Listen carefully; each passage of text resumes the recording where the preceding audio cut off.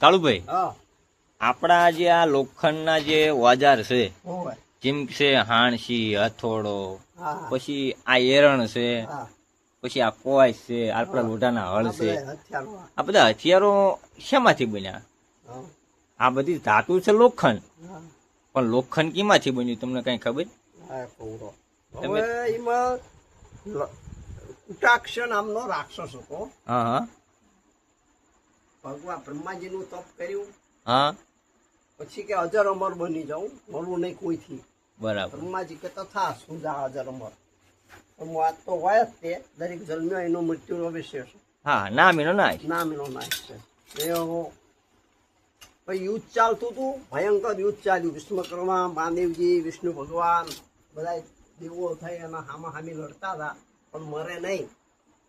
તો વિશ્વકર્મા દાદાએ વાસ્તુનું ધ્યાન ધર્યું, વાસ્તુ પ્રગટ થયો આવ્યો. બોલો શું કામ? જા કે દધીચી ઋષિના હાડકું લઈ આવે તો આનો વધ થાય. તો વાસ્તુ આવ્યો સમુદ્રમાં, આપણા અરબી સમુદ્ર, સોમનાથનો દ્વારિકા વાળો દરિયો, એની અંદર. તો એ દરિયાની અંદર રાક્ષણી એક હતી. તો એનો એક ગરબો ગાતા હતા પેલા કે હવામણ હોનું ન અધમણ રૂપું. હવામણ હોનું ને અધમણ રૂપું. અને એની કે નથણી બનાવી. બરોબર હશે ખરી. એ પ્રમાણે એની પ્યારનારી એવી હતી. તો કે જેવું આપણે ત્યાં ડાંગરમાં પાણી એમાં ડાંગર રોપી કેવું હરવી ફરવી છે, એવી રીતે એ રાક્ષણી અંદર દધીચી ઋષિની ચોકી કરતી હતી. કારણ કે કોઈ એમને ડિસ્ટર્બ ના કરે, તપસ્યા કરતા દરિયાની અંદર દધીચી ઋષિ. તો વાસ્તુ આવ્યો. વાસ્તુ આવીને હવે લેવું ચીમનું શરીર ભાઈ હાડકું ચીમનું કાઢવું. તો એને કામ ધ્યાનું ગાય માતા કામ ધ્યાનનું ધ્યાન થયું. કામ ધ્યાનું આવ્યા.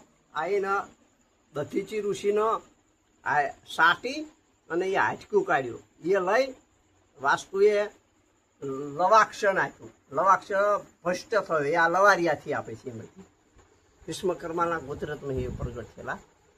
પછી થયા એટલે એ પોતે વિશ્વકર્માએ હાથમાં રાખ્યું. એનું આ કરવતું બન્યું આડિયું. અને બીજું કકડું તો એ ફેંક્યું તે આ લવાક્ષ ના કુટાક્ષ ગળી ગયો. ભાઈ મેં યારણ હથોડી અને હાણસી તઈને પેટમાં બન્યું. પેટની અંદર એના કેવું 9 મહિને બાળક થઈને બહાર આવી એ ટાઈપ.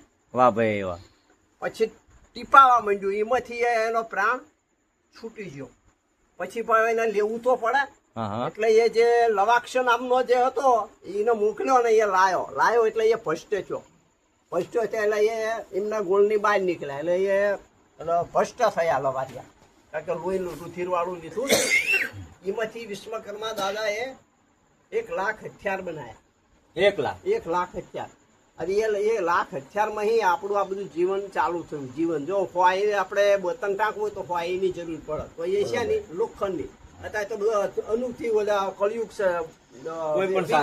વિજ્ઞાન થઈ ગયું. કોઈ પણ સાધન, કોઈ પણ ઓજાર, હકીકત સૃષ્ટિનું સર્જન થયું. આને થયું.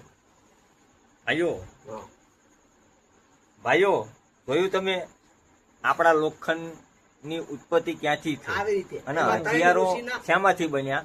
3 ઋષિના એ હાડકા લોખંડના હતા. દધીચી ઋષિ અને એવા બીજા 2 ઋષિ. એ 3 ઋષિ મુનિઓ પાણીની અંદર જ સમાધિ લઈને રહેતા હતા.